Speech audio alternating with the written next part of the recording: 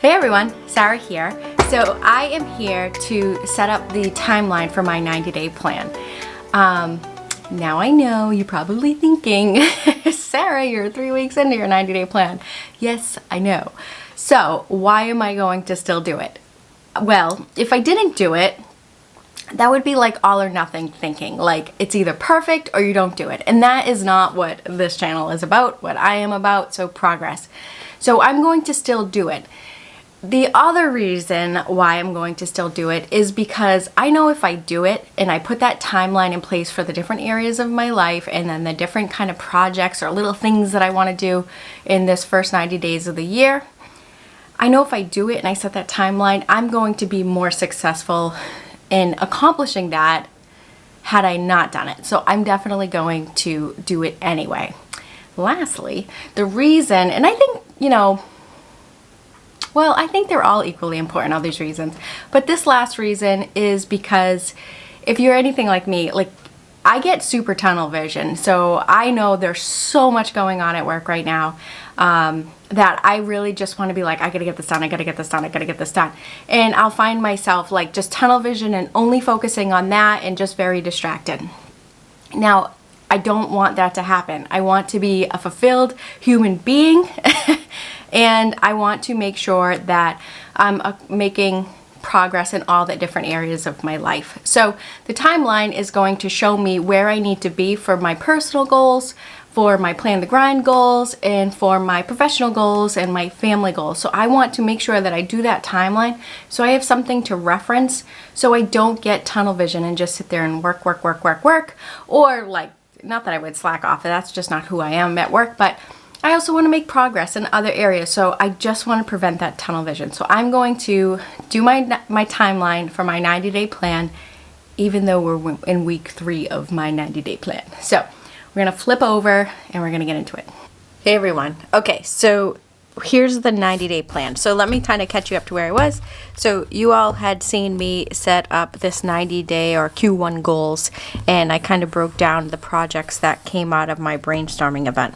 So I just put them on a sticky note just to kind of have some sight over like where they are, what they are, so I can kind of tick them off, So anyway, so when I did my 90-day plan, and like I said, I'm doing this so I can kind of make sure I make as much progress as I possibly can. And I still think I'm going to accomplish what I want to accomplish, depending on, obviously a lot of situations with COVID for work stuff.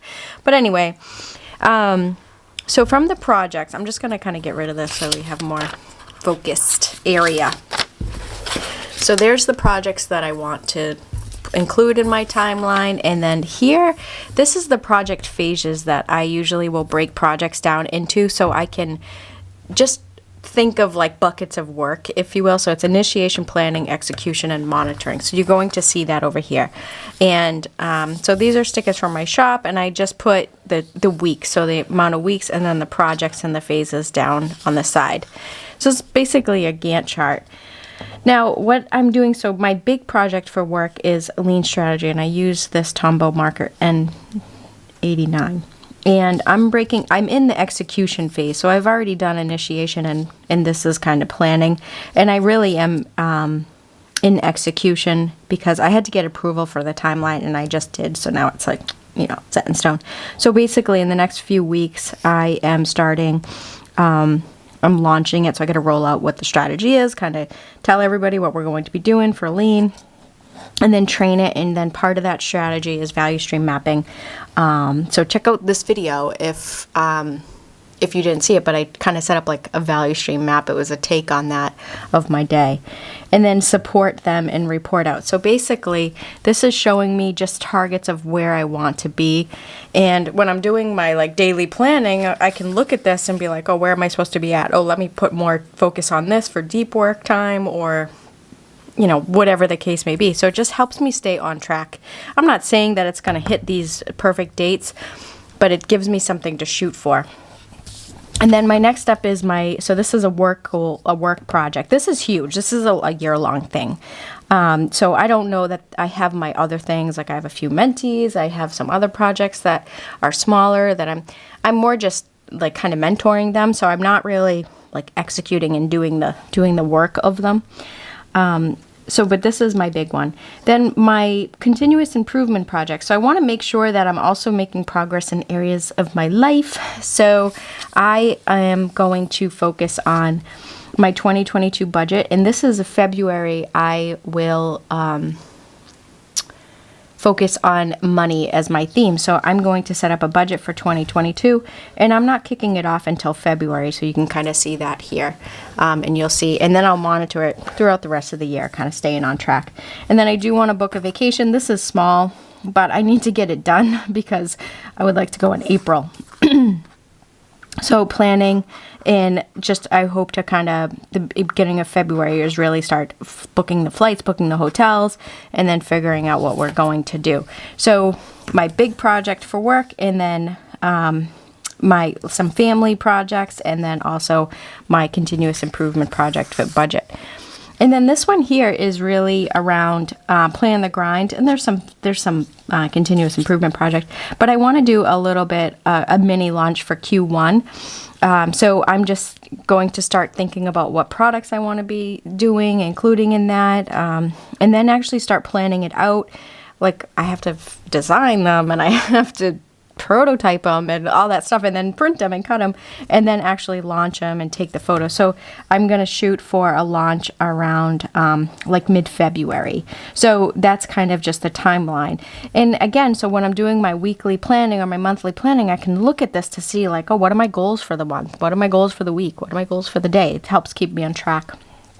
Plan the grind budget. So again, that's a February thing for my focus of money, and it's going to go ongoing for the year. And planning, execution, monitoring, kind of. So in planning, I'll probably do like a deep dive or figure out what bills I have, that kind of stuff. And it's also, I have to figure out taxes. So, and then execution will actually be like digging into like, how much should I pay a month on this and a year, and when does it due, that kind of stuff. So those are some of the activities I'll do in execution. Then my Q2 launch, I'd like to do like a big full launch in Q2, and I don't know what that looks like. So initiation's going to look a lot like brainstorming, which is the same structure as I did when I was coming up with my work goals. So every project, you got to figure out what the scope is. So I use a lot of brainstorming techniques. So you guys see me do things like this, brainstorming techniques, or maybe I'm in a big functional group and I do like post-it exercises or whatever, So, but the initiation phase is all about like kind of brainstorming. What do you need? What's the budget? What's the money? Who's involved? That kind of stuff. And then planning is like, all right, who's going to do what when, and how are we going to do this? What's the sequence of steps? And then execution is like doing the work. So whether it's my plan the grind or my continuous improvement project where I'm doing a deep dive on my budget, I still kind of follow the same like buckets of work basically. So really trying to figure out like where's my money going, that kind of thing. And then my 40 bag challenge. So in March, that's my continuous improvement project. That's really a go-do, like a get a bag and just walk around the house and just throw stuff in it, right? Bag one done, right? So I have that kicked off in March. So this is really going from January, I'm in week 4, so I know, again, I'm starting this off a little late. Week 4, and it's going to week 13, but I just, whatever, 14, 15. But so basically when I'm doing my weekly review or my monthly planning session, I want to be like, where am I supposed to be at in March, right? So actually it'd probably be a good idea to do something like this to show like a February and then a March start time. Right. So when I'm doing my February planning, I can look here and be like, where do I need to be? And then put those like in the sidebar. That's the wrong planner. And then kind of put those in the sidebar of over here, based on where they are in their kind of project life cycle. So anyhow, so that was that. So let me, I guess, talk about this. So these are in my shop. I use this here. So I tried to do some fancy lettering and that did not go well. And then I just use this printer to do oh my gosh, do my 90-day plan thing, header here. And then I use these pens, actually this pen, just because I'm messy and I make mistakes and I need to erase. So that's why I like to use the Frixion pen when I am doing stuff like this, so I can erase and stuff. And then my old Tombow here. So that's it. So again, I hope you guys like this video, and don't forget, I'm to offer one free coaching session. So click on the link in the description and we can get a free coaching session with me, and maybe my coaching program is something that you would like to look into, and it's all about like productivity and efficiency and managing all the things. So yeah, and also, is this helpful to you? Is this kind of format a little better where I'm saying like how I come up with my timeline? So I hope this is helpful to you. Bye everyone.